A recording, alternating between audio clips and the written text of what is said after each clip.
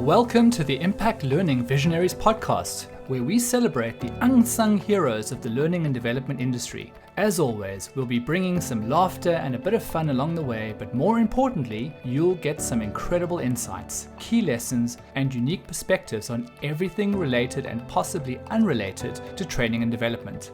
Let's get this show on the road. Hello everybody, and welcome to the Impact Learning Visionaries podcast. Today we have with us Louise Campbell, who heads up the learning and development at Robert Walters. She's who are a world-leading specialist recruitment agency, and Louise has 20 years of experience in her field and has built a lot of forward-thinking, goal-oriented, and people-centric cultures within her organization. And Louise also she's a very firm advocate for soft skills training, with communication at the forefront of every individual success. She's passionate about upskilling and developing teams as early as possible so that they have the lifelong skills that will equip them to tackle the ever-changing challenges the future of work throws at them. Welcome, Louise. Thank you, Jason. Delighted to be here. So I guess the first big question is being at almost the start of most people's journeys in their career, and whether it's at the early stage of their career or whether it's at the late stage of their career, I think you have a kind of a unique view on the emerging and changing skills that people need to kind of be relevant in their jobs today. You're kind of getting a sense of it from both sides, from the candidate side who needs to find a job and make sure they have the relevant skills, and from the employer's side who's looking for these new sets of skills. Can you tell us a little bit about some of those insights and some of the emerging trends that you're seeing in the space? Yeah, it's interesting actually, Jason, because I've been in the world of recruitment now for just over 25 years. And what I would say is that these things come in kind of peaks and troughs. Clients look for certain skills. Now, typically the ones that change are the ones within tech. So it's certain packages, it's fluency in certain languages on the tech side. It's the next new big thing. So clients will come to us as a recruitment firm and say, I'm looking for X, Y, Z. What remains a constant is the people skills. It's the people who can communicate well. It's the people who are able to work within a team. It's the people who can, look at problems and solve them and work well under pressure, etc. So although I would say there is always a movement, and there is always this kind of big push towards learning new skills and working towards the next big thing and the next big source of demand, whether it be coming from our clients or our candidates, I think that some things remain really constant over time.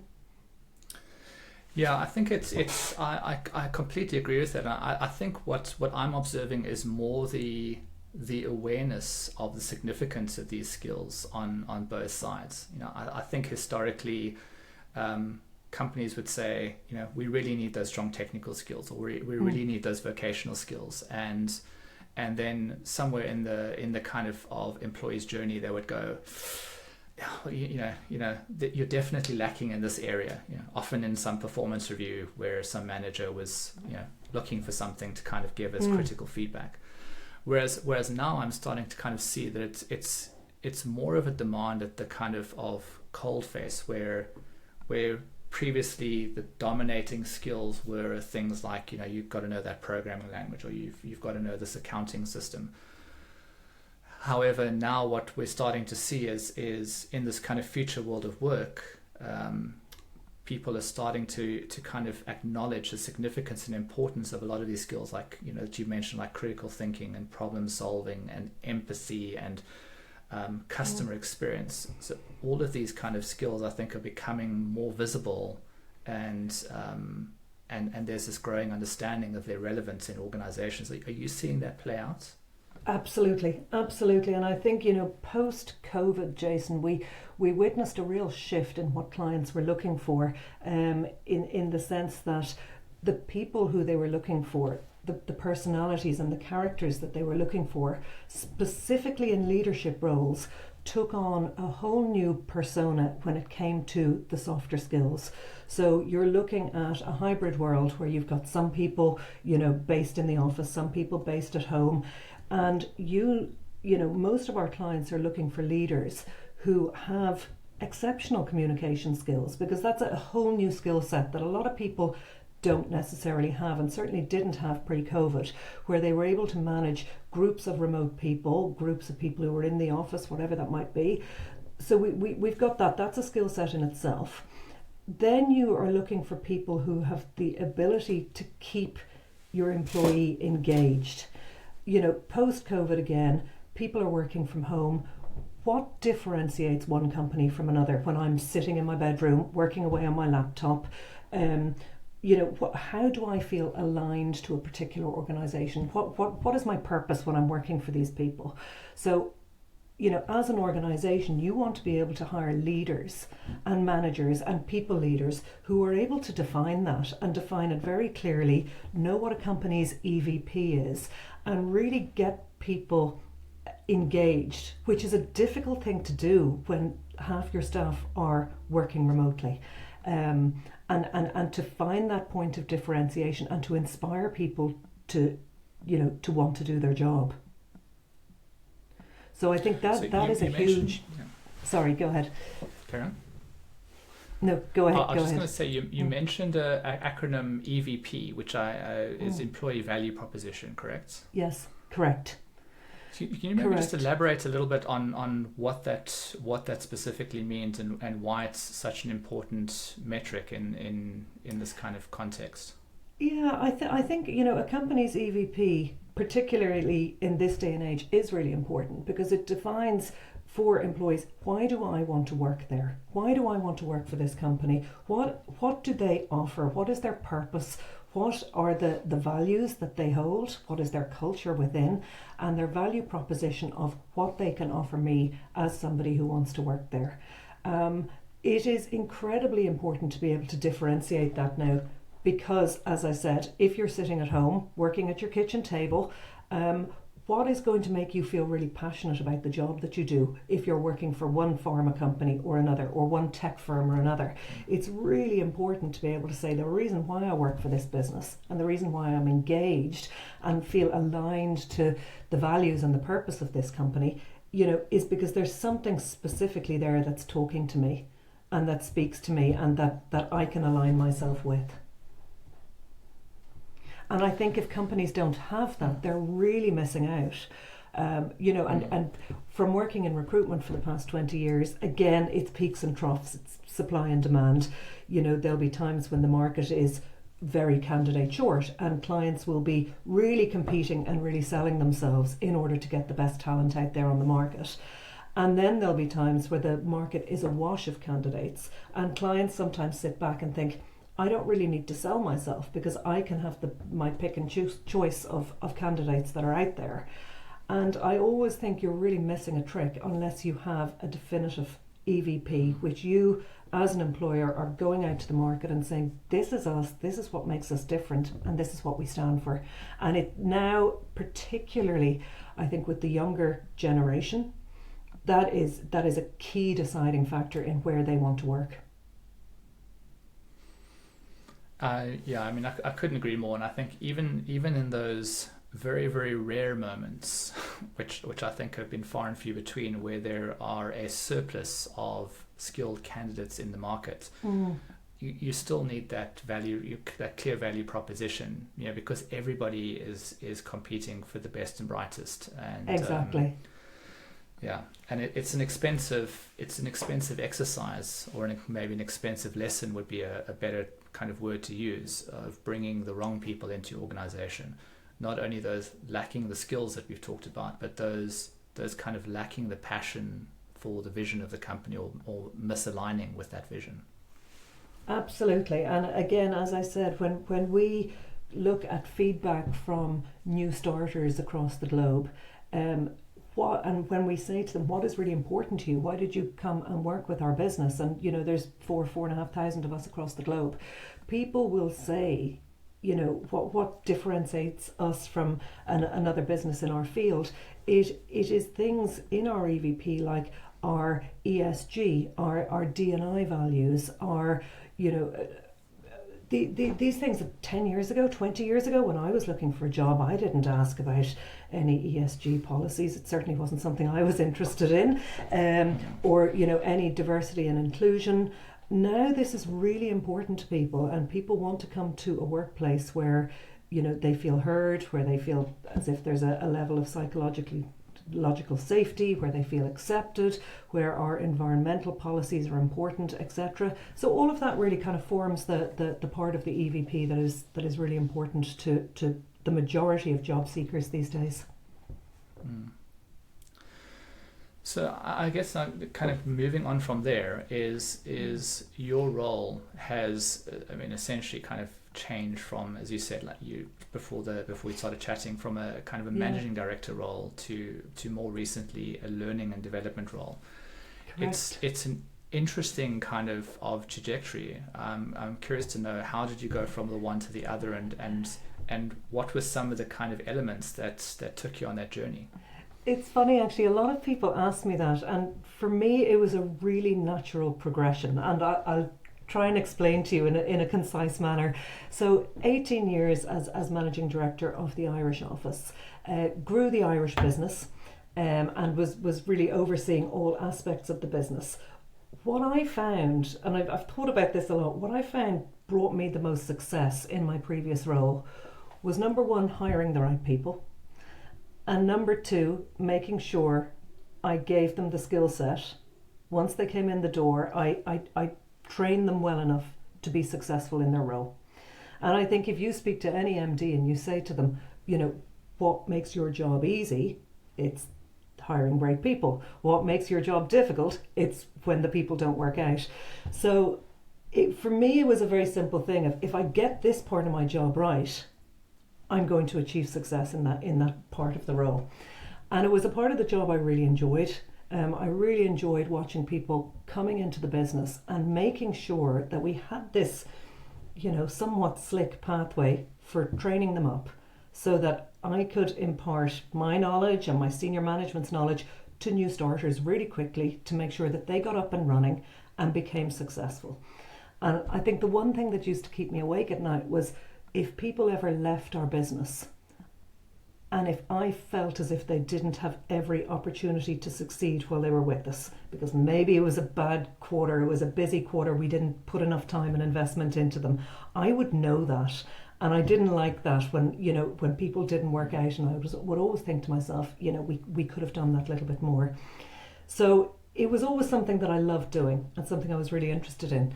And then 2 years ago, I got approached by our Chief People Officer and our CEO, who said, look, there's a bigger job where we would be looking at somebody to take over learning and development. And I thought about it for a while, and my first reaction was, why would I go from kind of managing a business into something quite specific that I really don't know an awful lot about, in the sense that I don't have a background in L&D. And then I thought about it and I said, you know what, I love doing this. This gives me an opportunity to work with all of our employees across the globe. It's a huge opportunity. I love the global feature in our business. I love working with people on an international level. I like dealing with international colleagues. I'm interested in the nuances between the cultures in different offices. And I thought to myself, this is a really good opportunity to take my skill set geographically into a bigger environment. And it was also time to move on from my previous job, because I had a successor who had been very patiently sitting there, who was well able to take over from me.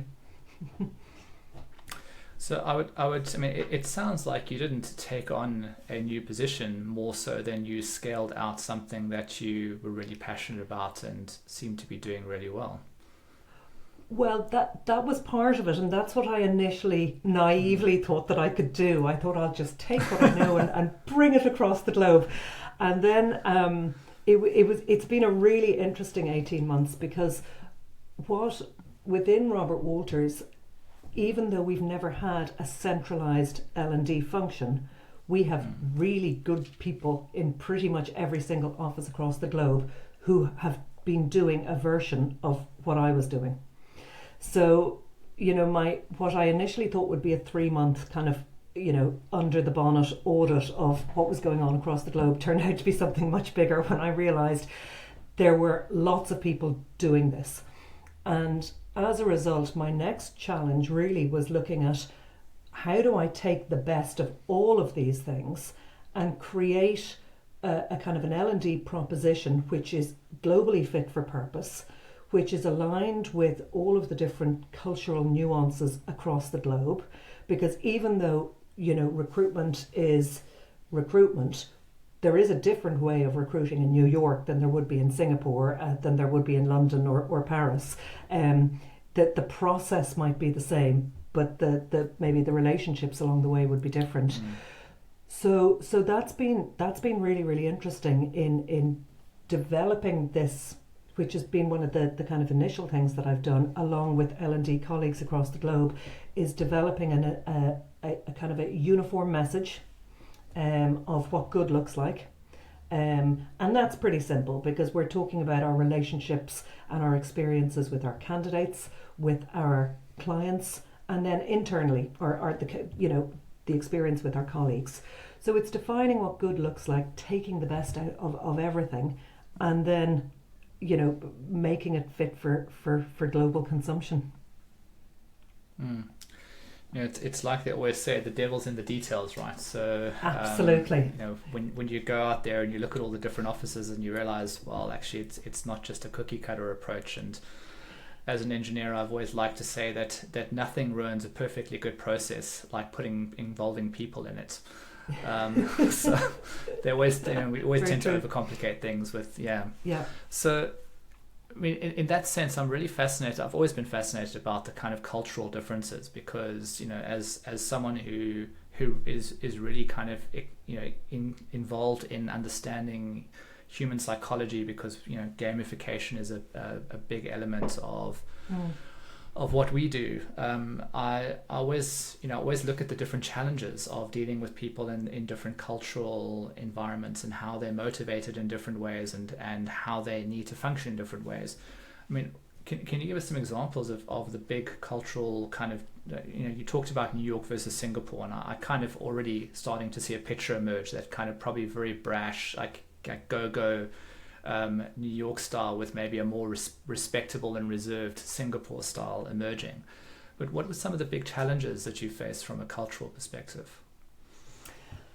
From a cultural perspective, it's been interesting. The first thing that I would say that actually hasn't been a challenge is the absolute openness of the business, which I've been really lucky to witness, particularly post-COVID, the openness of the business to open their doors and to share best practice. And there is a real natural curiosity within my business to hear about what's going on in Sydney, Singapore, Thailand, wherever it might be. We have offices kind of dotted all over the world, and we've got hubs of real productivity, and people are really curious to find out what's going on there. How is that office doing so well? Why are they so profitable? So the first thing that I did notice was that when we started bringing together, the kind of the learning and development collateral, it was that people were really curious to know what are they doing over there, which is a great starting point. From talking to, I suppose, the leaders on the ground, we would get an idea of what will and what won't work. As you said, for example, there are ways that we would maybe train our consultants in London or in New York, which just wouldn't be appropriate in other regions. And we would have a very much kind of model where we would have a shell of a model, but then we will always test it on the ground and say, is that going to work here? How's that going to go down? We'd speak to local leaders and they'd say, no, we don't do that. That's not how we would approach a client negotiation, or that's not how we approach a fee negotiation, whatever that might be. And then we change it. So I don't think there's been any massive challenges in that sense. It's just about, as you said, the devil is in the detail, knowing that not everything is appropriate for every market, and making sure that it is fit for purpose as a result. I mean, and as someone who's had to kind of navigate this complexity, how do you know when something is culturally necessary versus when something is a behavior that's set in that just isn't helping, and culture is maybe being used as a term to kind of justify it, but actually when you cut through it and look at the kind of root cause, it's just kind of maybe behaviors that need to change and not necessarily have anything to do with cultures. Yeah, it's that is interesting. I think, look, at the end of the day, our business is a relatively simple one. It's not a technical business. It's about people. We also have, we're a big organization. We're driven by data. So people can turn around to me and say, my market's, very quiet. That won't work in my market. This isn't going to work over here. Take a step back, please. They might be able to tell me that. But, in the back of my mind, and maybe this is where my business experience might have helped, I'm well used to people saying, oh, that's not going to work, and this market is dead and there's no point in doing that. We have data to back it up. So I would always say to people, okay, you're telling me that, but the reality is you haven't spoken to that group of people. You haven't done this. You haven't met those candidates. You haven't sent those CVs out, whatever it might be.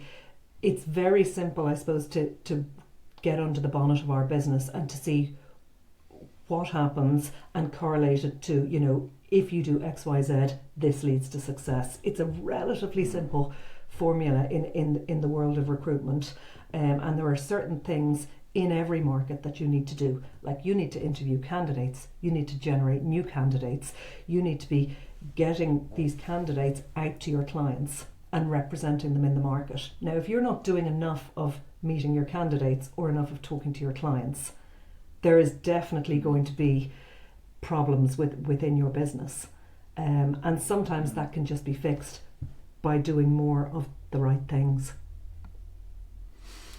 Yeah, I think that's pretty much every single sales funnel, right? And recruitment is no different. You need so many people at the top of the funnel to ensure by the bottom of the funnel you're getting the results you need. Yeah. That's it. And in a market like this at the moment, because the economy is precarious in some areas, it's being able to look at that data and being agile, and that's, I think, a big function of what L&D are doing at the moment. It's looking at how we can really, really partner with the business and go, okay, the market has slowed down. There's a lack of confidence, particularly amongst maybe the candidate population. Now, when there's a lack of confidence there, people don't move jobs as frequent. So there's less candidates coming in through the door. We need to business develop more to get out there and to find new opportunities for our candidates. So L&D's role in this is, rather than kind of sitting back and shaking our hands and saying, well, we've done our bit, we've trained our people in, it's really being agile and going, what's the market doing now, and how can we kind of future-proof people's careers by giving them the skills now for a market that's in a downturn. And in 6 months' time, if we're seeing things are picking up, giving them the skills that they need in order to be able to flourish in that market too. Yeah, I mean, it's a great description you've given there of kind of really partnering with the business and understanding. There's always this kind of lovely image I like to show people of these 4 people in this rowboat, and 2 people are sitting at the front of it, like scooping out water like there's no tomorrow because there's a big leak in the boat, and the other 2 are sitting at the back of the boat going, well, I'm glad I'm not on their side. We see that play out so brilliantly in kind of organizations, where these kind of pockets or silos of functions are sitting and thinking, well, we've done our part brilliantly, the rest of the place is a dumpster fire, but we're okay because we've done what we need to do. Exactly. And I just want to go back a bit, because one of the questions, and maybe this is taking us back a little bit, that something you said earlier is kind of intriguing me, is obviously, your organization has got to a point where it's understood that this kind of almost decentralized learning and development that was happening kind of very organically in offices around the world needed to be centralized. What was some of the kind of the key reasons or catalysts for the CEO and the Chief People Officer deciding now is the time? I think probably a number of reasons, in the sense that when I took on the role, I initially was looking after Europe, Middle East, Africa, and that region. And I think that we saw quite quickly the power of having one message to all of these people and being able to deliver a kind of a top-down message saying this is what good looks like. We also then saw how open people were to join training sessions from all across the world, and what a great opportunity we had to get our managing director in Paris on a webinar who could talk to people across Europe, and we would all log on. Whereas I think in the past we kept our training regionally, and what they learnt in Paris really stayed in Paris, and we realised that as a global company there's this huge opportunity, and what a great opportunity to be able to say we've got the head of our Bangkok office who is going to give a presentation on how they leverage their candidate community, and people in Dublin can log on and listen to this. And we realised really that the message across the globe was going to be the same. So even though we had these kind of pockets and decentralised areas of people doing L&D really, really well, we could continue on like that, but the opportunity was still there to go, hey, if we join forces as a global business and we can really share our knowledge, because that I think is a big part of what our L&D aspirations is. It's to share best practice across the globe. We're a business, we're a well-established one. We're doing some brilliant things across the globe, and what a shame if somebody doesn't know about it. Let's really just kind of blast those doors open and make sure that everybody who can join in and listen to what's going on and learn from each other. I always call it, and it might sound a bit cheesy, but it's like a bit of a pay it forward culture. I think there's a real obligation for staff within Robert Walters, like for people like myself who have all of this experience, because recruitment, again, you have peaks, you have troughs. It's really helpful to talk to people who've been through it before, because they know what to do. There are certain things that you go, okay, in a downturn, you batten down the hatches and this is what you need to do to be successful. And to have that level of experience and senior management around the globe, it would just be such a waste not to maximise that potential. Right, so taking a slight left turn at Albuquerque here, there's something else I think that's really I'm really kind of curious to get your insights on is a lot of people in the learning and development industry start in the learning and development industry, and that's not necessarily a good or a bad thing. It generally is. But I'm curious, because you've come from a position where you're taking responsibility for the entire operational performance and success of an office, a kind of a segment of the business, and you've now stepped into this head of learning and development role. How much of your kind of experience, your kind of credibility that came from that managing director role is assisting in this kind of journey of being this learning and development person? And maybe to kind of reframe it slightly, is if they had brought someone in from the outside who had just come as a learning and development person into this role, how do you think that it might have been different? It's a really interesting question, Jason. I think for me, it was really beneficial and advantageous for me to be able to step into this role, because my stakeholders predominantly were my colleagues. So, I knew that in order for this role to become successful, I needed to put my arms around the managing directors of the Robert Walters Group across the world. And, for me, the success of L&D rests hugely on how credible people in the business think it is. And I knew that people being in the business 20 years hopefully have done a few good things along the way and proved myself. And I knew that the MDs would have a level of comfort going, well, we know that the content of what they're going to produce is great. We know that Louise understands our business. So there was a huge advantage, and I won't lie, I felt really kind of as if it was a job that was almost tailor-made for me, because all of my skills and everything that I knew I could take into this role. Now, saying that, I had a huge amount to learn. So it wasn't easy street for me to walk into an L&D role, because I really then, I suppose, went from being in the front office of a business, and you've got front office salespeople, very used to that environment, to working with the group functions of the business.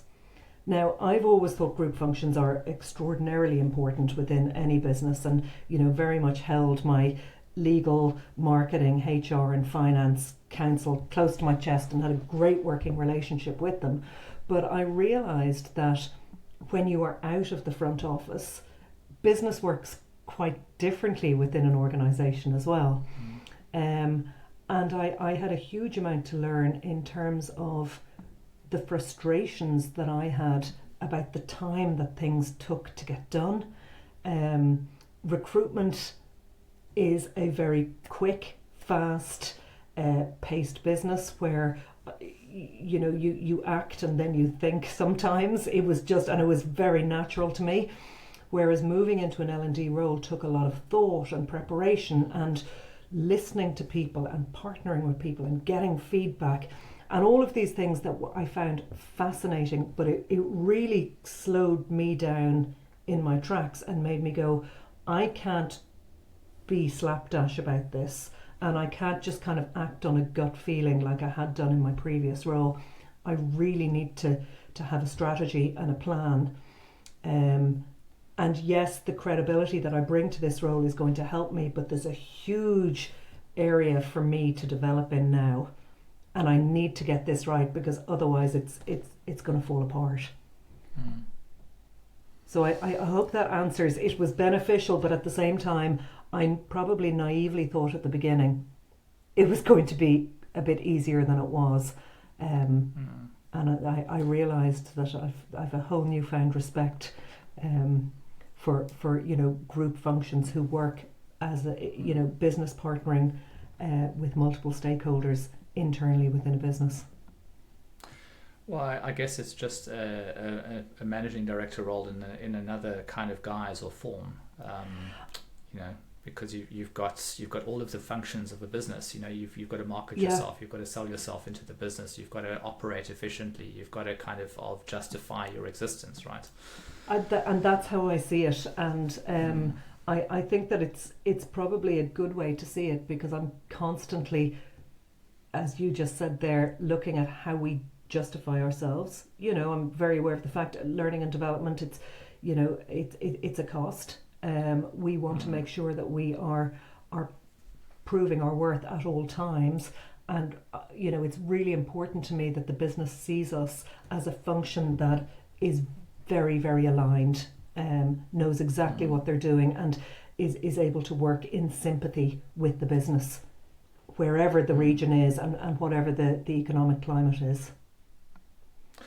Do you've kind of talked about, I think the big dilemma for most central services functions is that they see themselves as a cost center to the organization, which often ends up being synonymous with a phrase which I don't like, called the grudge purchase. It's like, oh good Lord, we have to use them again. But do you often, specifically, do you see an opportunity or a scenario where you could become a profit center to the business, where you could like almost reframe what you're doing from being cost inducing to kind of profit generating by, for instance, as an example, saying, since this process has been put into the business, we've seen the time it takes for a new recruiter to become profitable, going from say 3 or 4 months down to 1 or 2 months, and therefore the revenue that generates for the business is X, and therefore we can show that as a revenue tag. Absolutely, Jason, and I'm all about that, because I think that within the world of recruitment, my stakeholders, that's what they love to hear. They want me to be able to say to them, a new starter typically took 4 months before they made their first placement, but you run them through our induction and our academy, and they are coming out the other end, and we've reduced the ramp up to profitability by 2, 3, 4 weeks. As a result of us and our wonderful management program, the retention of management and the management population has increased within the organization. We have just purchased an LMS, a learning management system. So our data at the moment, I have been collating it and hounding people for it in as much as possible. We're, as I said, a relatively new function. That is something that we're looking at in the future, because I always think in any function you want to be able to prove the value of it, and to be able to say to people, the metrics that we're putting in place. And I think you have to be really careful with metrics, but the metrics that we're putting in place are looking at the return on investment. I would love to also think, and we only spoke about this within our L&D team yesterday, that at some stage in the future, down the line, that the Robert Walters L&D team could potentially work with our clients. We've just brought in a really great onboarding experience for our new starters. Potentially there's an opportunity for us down the line to turn around to our clients and say, we've done it with it here, do you need help doing it somewhere else? So who knows? I think the future for learning and development is really exciting. I think the more commercial that we are, and look, maybe that's my business hat on me, and I might be told, absolutely not, do not do that. L&D stays internally within the business. But I think a function like L&D should always look at things like that. I couldn't agree more, and it might be a completely different business model, but I love that you're kind of thinking that way. About. And again, I'm asking that because I think more people should think that way. I think the biggest challenge is that we often kind of get complacent in the things that we're doing and don't challenge the status quo enough. And learning and development, and the reason that we're doing this podcast in the first place is that I think that learning and development is becoming almost that kind of key function in the business that does need to be reframed, and the historical status quo does need to be challenged quite a bit. Yeah, I agree. Saying that, there's still deep insecurities inside of me when I go, oh my God, when I speak to a learning and development professional who's been in the industry a long time, and I sit there and I'm like, sometimes I feel as if we speak different languages, and it's a learning curve that I'm still on, and I keep there's always going to be that little moment of panic where I go, oh no, I'm a fraud. So I'm bringing a business background, but definitely on my list is to continue, gaining more experience and knowledge and insight into more of a traditional L&D background. Brilliant. And I wish you all the best, because I think it sounds like you're on a good trajectory there.